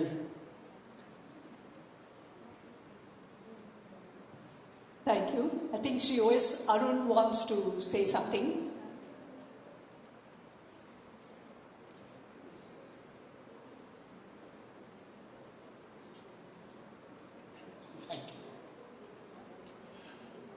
Namaskaram. I am O.S. Arun. I was watching this online session yesterday. I observed Kaladran sir saying that there has to be humor in writing, right? Humor. That was missing, you said. But going back to my Delhi days, I'm talking about 25, 30 years back of reviews, the heading which Subramama Mama wrote, I'm sure it is not the editor, it is Subramama Mama's choice. Because the statement editor could not have thought of that. Even today, we remember those headings. He says, Operation Success, patient died. He says, prodigious, not a prodigy. Then one dancer attempted a Thana Varnam. He said, whatsoever embroidery you may put for a petticoat, it cannot substitute a sari. That's a little prickly, it's a little anesthetic. But it's still, when you say that even the readers should keep in mind, I'm talking about 30 years back. I'm still able to, yes, it could be. But there are other headings which are very unparliamentary, which I cannot share in this forum, which has happened. That's one thing. Of course, we used to, in Delhi days, we used to, supposing if you miss a performance, we used to, Friday review, we used to read Leelaji's review. Then she would put in such a fashion that you could see you can feel the picture of the event, what would have happened, all that. This is one. But my second, this thing is, as you're giving do's and don'ts to the young writers, there used to be a practice, I'm talking again 25, 30 years back in Delhi. The critics, some of them, would not attend a performance, but still will review. Oh yes. They will ask for a video. Those days VHS cassettes were there. So they will ask for a video cassette and then they will elaborate. Sometimes, one step beyond, they said, I'm too busy to come. There are too many things happening. Can you please send me the synopsis of what you're going to do? And then review it. And then one particular critic wrote about it. And he mentioned, and he wrote it beautifully, and he highlighted an item which was not performed well. Yeah. It was there in the card, it was there in the list, because due to lack of time we did, because I am telling you why, because I was the singer. All what he has said is most unethical, please note. All that should not be done. Please don't ask for synopsis from the artist. If you want to be a writer, don't put that. This is happening even now. It's not. I just want to know, is it still happening now? Please. Yeah, it is happening now. Or are you endorsing it? In fact, it's more, if you even read it, you can make out they are very publicity oriented rather than critiques or criticism. And this is most unethical. Even the top critics whom we have named here have also done that. I know of him being in Hyderabad and writing about Mani Krishna Swami's Kacheri, which never happened. But because it was supposed to happen, he wrote about it, it was published, and everybody was shocked. There was one more. That's most unethical. So if you're a writer, please do not ask somebody else to write for you.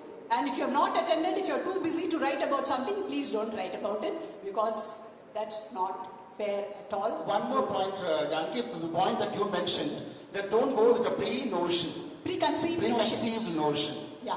I'll tell you a small incident which happened with me. You know the famous Papanasam Shivan's Danyasi Varnam, Ne Indamayam. I once sang, in the particular raga, sorry I'm talking about little technique here, the Aroganam, it doesn't take, it's Nisagama Padisa,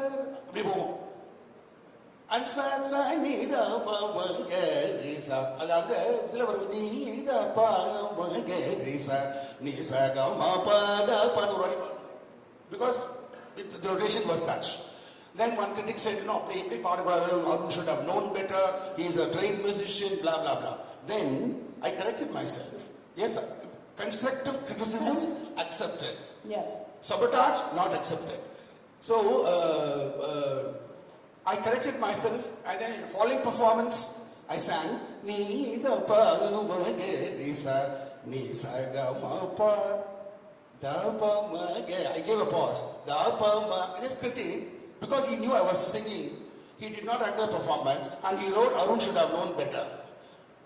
Then I said, so then you I don't think come. you should give him a hand for that, because he actually read that criticism and thought about it, realized that where he was wrong and corrected himself. That should be the right attitude for the artist. Thank you, Alan. So such things happen. So again, the person did not come, or he came and walked away. and he thought I would have sung the same way and he wrote. He shouldn't have.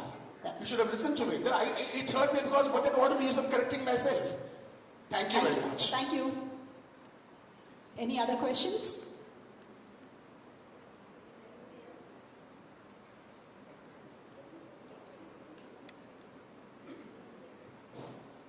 Namaste again to the Sabha.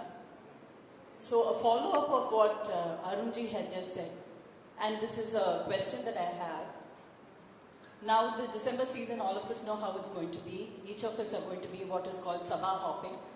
And I'm sure there are going to be critics also who are going to be sort of Sabha hopping. Going from one performance in this place, they have to rush to another performance to another place. So how is it fair? Is it ethical that you keep moving from so many performances to performance? How do you think that is it possible for the critic to actually devote that kind of time to give to that particular artist on that day of the performance and give their true evaluation of it? That is part one of the question. Part two is also about the artists who accompany the dancer. Not many words are being spoken about them, and their contribution to the performance is as much important, if not more. So on these 2 points, please. Thank you. And one, before I throw it open to them, I would say you asked, is it fair that the critic goes from one concert to the other? Here I would also like to say, I've seen the same artists perform twice or thrice in a day, perform today, tomorrow, day after. Is it fair for the artist also to perform like that? And they feel proud that they have performed 22 concerts in a short season of 15 days. Actually, you're talking about humor. Once I was writing for the Hindu, and it was a very top senior dancer. She was not in her element that day because I remember she was dancing twice a day, one after the other, every day. So I just decided I had to say something because the fault is because she was tired. It's not because her technique was bad. Also, I said her mind says go, go, go, but her body says no, no, no. And now I would like our learned writers to respond to what you asked. The problem, I think, is there are too many performances, particularly during the season, from morning to midnight. All of them cannot be covered.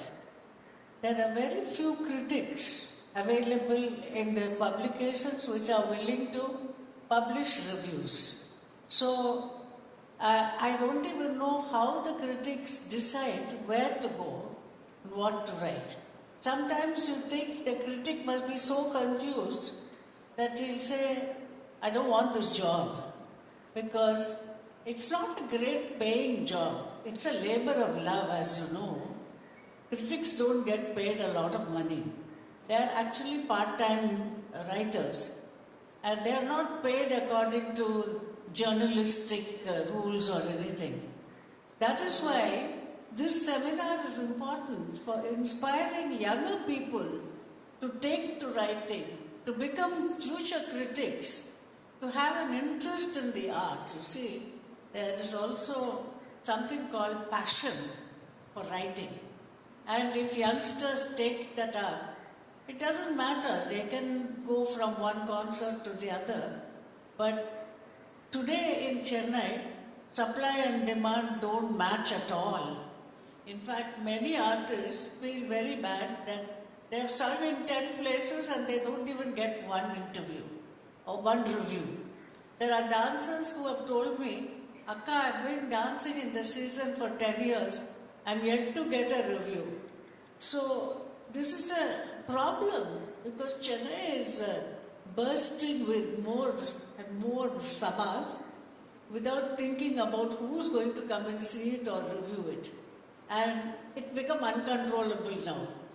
We can't do anything about it. It's like these cyclones and storms coming and going. Then after the season, everybody has forgotten what happened. You have to remind them. Do you know that I sang in 10 places? Then the reviewer will say, Abdiya, I didn't know about it. So How can everybody go to every place and write? It's very difficult. That is why we want youngsters to start writing online.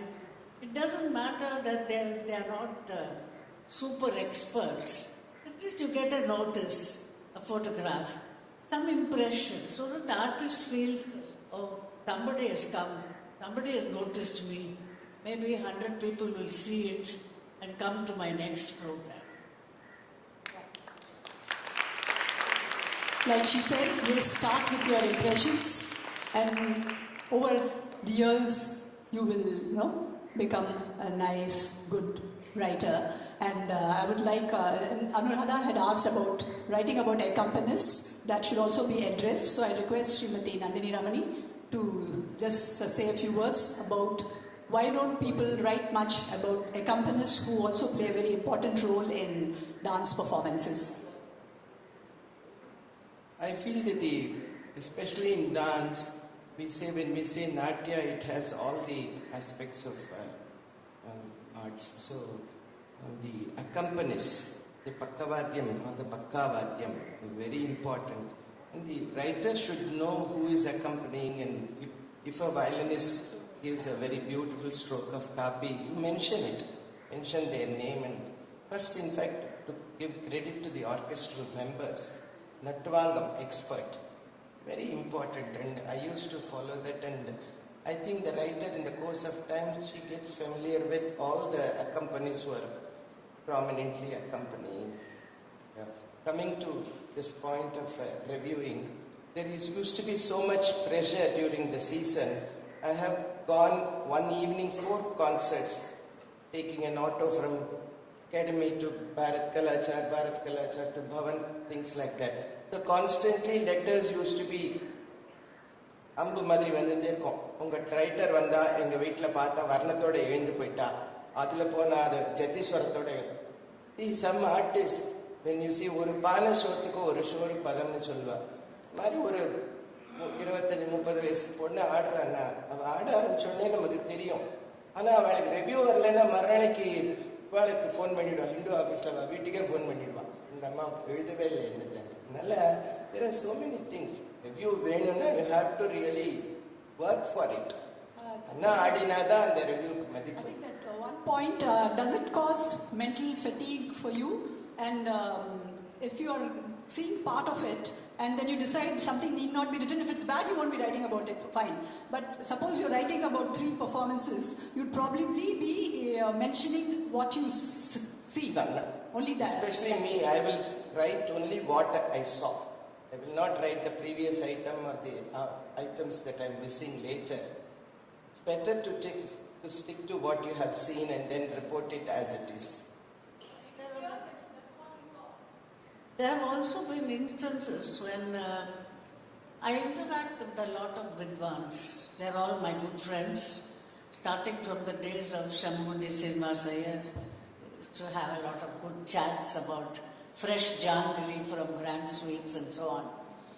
But one great Mridangam Vidwan, when I went to interview him to write an article about Tani Avartanam, he shocked me. He said, I mentioned which publication. Then he said, for years, if I'm in a photograph, they have cut me out. I couldn't believe it. I said, is that true? He said, yes. They will put a picture of the Vidwan singing and they'll cut out my photo, my part of the photo. I said, don't worry, this time it's only you, not the others. So your photograph will come. So you see, these kind of glitches happen in journalism. You have to be very thick-skinned if you're an artist and say, I'll do my thing. My name will be remembered. My playing will be respected. So, especially in India, when the competition is so big, you have to have the resilience not to worry too much about the media, because opinions are made beyond the media also, by people watching you and telling others, do go and hear this person. Like my mother used to tell us, she was guiding us. She said, ஒரு பையன் குடுமி வச்சுட்டு violin வாசிக்கிறான், ரொம்ப நல்லா வாசிக்கிறான் ரசிகரஜி சபால, நீ போய் கேட்டுட்டு வா. Who was that பையன்? Lalgudi Jayaraman. So you see, reputations can be made by influencers. And today you have influencers in online handles. Influence people with your opinion of some great artist. Write it in your Instagram. Come to my Babinayam and say, I'm still thinking about it. Why not? And next time somebody else will say, this person has put her on Instagram. So, as you see, now I'm campaigning for my Instagram fame. She has now given you a lead to put your thoughts as influencers. But if you are an influencer, please do it with social responsibility. But of course, because the fact is, artists everybody is saying forget the practical aspects and do what you're doing best. But as I think writers and editors of magazines, we do have to keep this in mind that a performance has much more to it than just the main artist. The accompanist is equally important, and every publication should give due importance to the accompanist, whether it be a music concert or a dance performance, because everyone has a big role to play in the success of that particular performance. And I think we'll take one last question from there before we conclude, unless there are more. Yeah, please come forward. Namaskar. And please tell your name and look at the camera. Namaskar, my name is Amrit Arangam.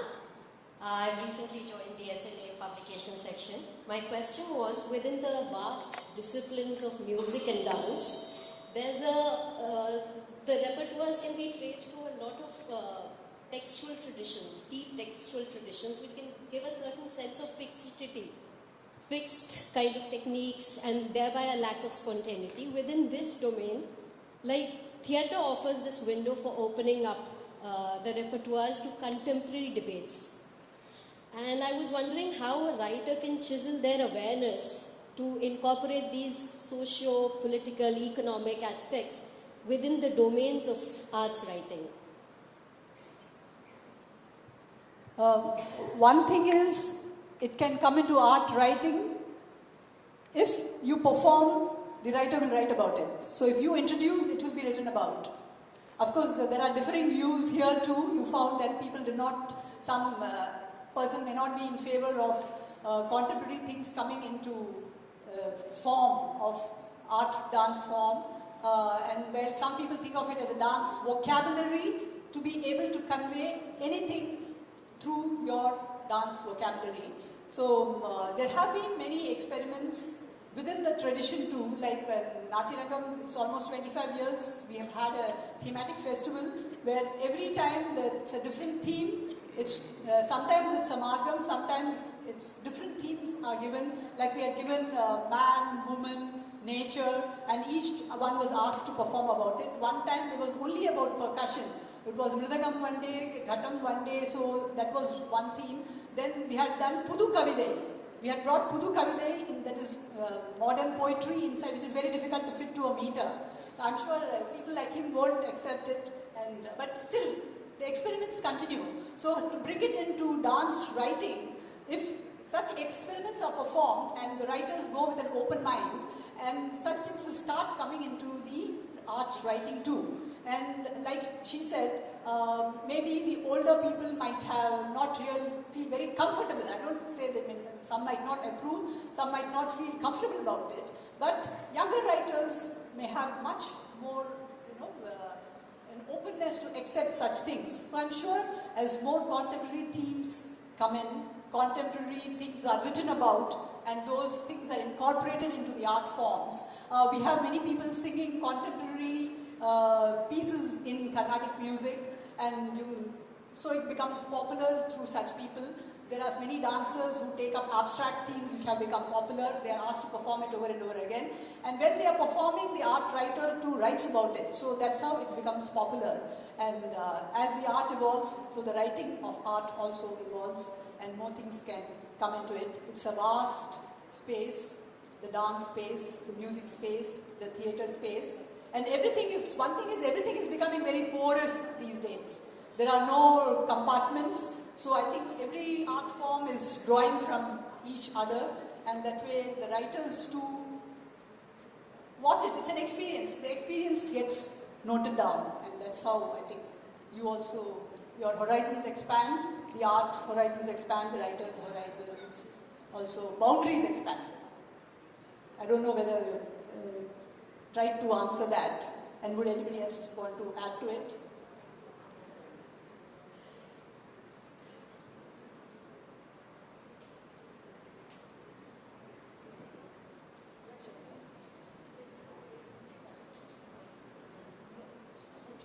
I request you to help us conclude this session. We and Anishji were discussing on a very simple point. Are we preparing, talking about the art writing, or art critic writing, or art journalism writing, or how are we going to approach the youth? So when we talk about a scholar, dance scholar, so people call me scholar. Why they call me? Because theory and practice, Shastra and Sampradayas go hand to hand. So when in Sampradaya, if I am doing some postures, some hands, some sthana, some gati, it's related to one or the other textbook. People call Natya Shastra main textbook. Then comes, Abhinaya Darpanam, second textbook, fine. Beyond that also there are so many other Sanskrit texts, Tamil texts, regional textbooks of, say, 500-year-old, 600-year-old. And just now from Rajasthan we have found manuscripts on Indian dance, which is so related to Kathak. There are, in the languages, that old language. So, when we talk about this writing, when we are talking about the art critic, some shastras also to be known to the performing artist or those who wants to write on Indian art and culture. Like if somebody wants to write on a painting or somebody, and if you don't know what Vishnu Dharmottar Puran say about Vinata Nutya Shastrena Chitra Sutra Sudurvidam, I say all art form are interlinked. So some Shastra knowledge also needs to be read and to be understood, because all these scholars, all these seniors who are sitting here and politely telling you just watch the program, no, they are doing their homework. Before coming to the program, before going to the music program, they will be going to the Sangeet Ratnakar, they will go through the another Sangeet Darpanam or many other texts. They have gone through it. It is just not that what they are politely talking, that go through the programs and watch the programs and write. So there is a lot of hard work, a lot of research, a lot of study they have gone through it, and then what they are writing in. So I think the youngsters need to work and understand and read through all these texts and manuscripts which are translated. Now you get, I think, some 10,000 manuscripts and 10,000 translations available on the portal free of charge. I mean, say if somebody starts reading it and then go to the program, you're complete. Looking at the program and looking at the big painting or looking at the sculpture will be absolutely a different view. So I feel it is the direct jumping into the criticism, writing a critic. It is the pathway of learning of Shastra and Sampradaya together. And sitting with, of course, the well-known gurus and well-known artists around you, just spend some time with them. You will get all the nuances of small जो कहते हैं हम बारीकियां जो होती हैं वो आपको उनसे मिल जाएंगी. So I think to conclude, yeah, like she said, they've all been humble, they have not spoken about the years of reading and in-depth study of the treatises. And like she said, not only before, sometimes after you see a performance, you quickly go back to, Yes. oh yeah, this was there, let me go and look it up.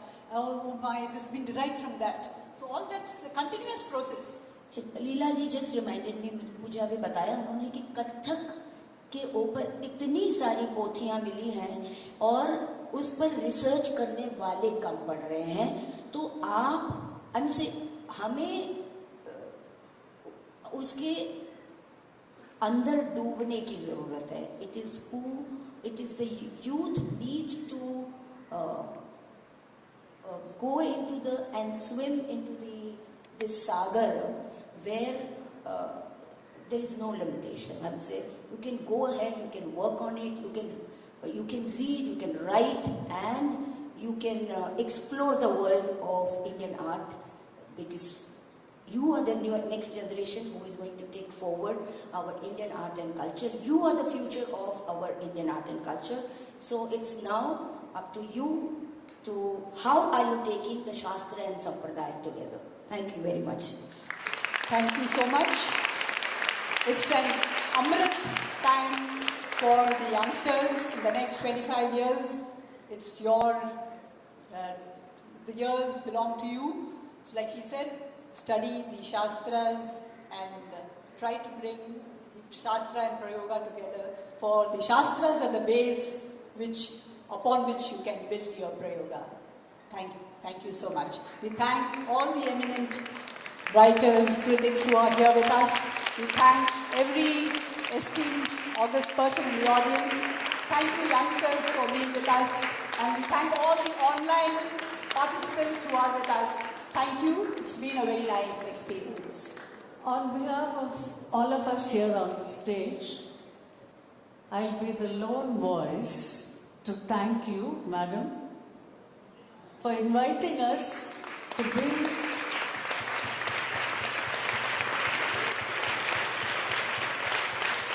in the presence of a great artist who is remembered for eternity. You have brought us together here to express our opinions. We may have been wrong or right, but I think everybody enjoyed it.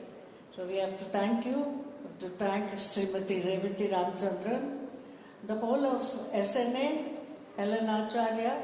I may not mention all the names, but for SNA to come to Chennai and create a stir, it's like having a good laddu. Thank you very much.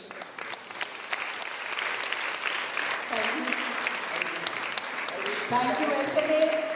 We thank Anish ji for joining us today. Thank you, SNA. Thank you, Kalakshetra. One minute. Leela ji wants to talk 2 minutes. Just give 2 minutes to Leela ji. There has been an absolute revolution in Kathak regarding old manuscripts. Shobna Narayan, after all these years, has discovered 35 villages near Banaras and the whole of UP, which are called Kathak. The village itself is known as Kathak. And the person who practiced certain actions took certain anecdotes from the scriptures and explained them in a particular way, along with some actions and with footwork and everything, was called a Kathak in those days. So the person who practiced the profession as well as the village are both named Kathak.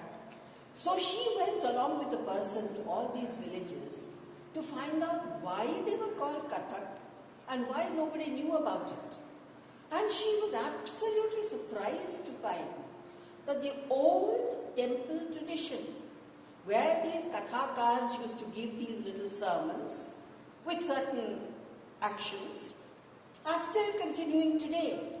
And she found a little bit of tat, a little bit of tukra, she found the gatbhav, she found gatnikas, and all the things, the paran, everything that is done in Kathak, all the ad hoc forms which are practiced in Kathak, she found being practiced amongst these people not as a performance, but as part of a sermonizing which they did. So she said, Kathak must have come from here. Surely Lucknow Gharana has something to do with it. Now, the old theorists who worked on Kathak have said that Kathak first started in the Jaipur area, and the Lucknow thing came with the Muslim rule, and it was much later. So there's been a complete difference of opinion, and people are still thinking about it. They don't know, they have to go into it and find out. And people said, oh, no, they must have learned from Birju Maharaj. They've learned these little tukras. They are presenting on the stage. But then they found that they had nothing to do with Birju Maharaj. Now then comes another development. After the death of Birju Maharaj, they've come out with a manuscript which Maharaj Ji kept in his puja room all the time. They call it the poti, the old treatise, the manuscript. Now this is in the richest of Sanskrit, and they say it is almost something between Pali and Sanskrit, and they couldn't find anybody to do the translation. Finally, they found somebody from Karnataka, and the entire Kathak tradition, not as it is done today, but many of the things which are done in Kathak are mentioned there. Now, my question is, the Lucknow family, and they say this poti belongs to the Lucknow family, and they came first. It's a 17th century poti. Now, today, the Lucknow Gharana people have very little to do with Sanskrit. Absolutely nothing. Sanskrit is something which is entirely different. Then if they really were such great scholars who could write out a whole manuscript and come up with a whole technique of dance, how did that Sanskrit knowledge completely disappear? They only speak in Hindi. And even some of their names, I mean the Muslim influence is quite strong in what they do. And how did that happen?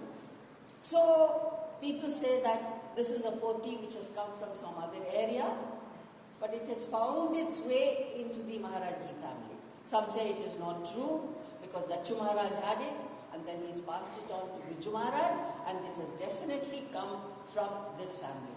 In case that is so, the whole theory as people have understood in Kathak, where they say that Kathak, the technique exists more in practice than in manuscripts. It doesn't exist in manuscript. जो गुरु करता है वो उसी में है और कुछ नहीं है, लिखा विखा कुछ भी नहीं है.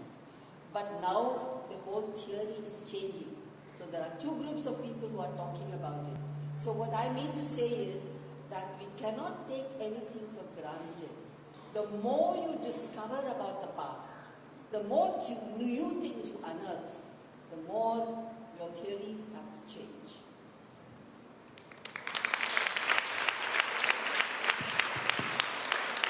I think we would all like to have a group photo before we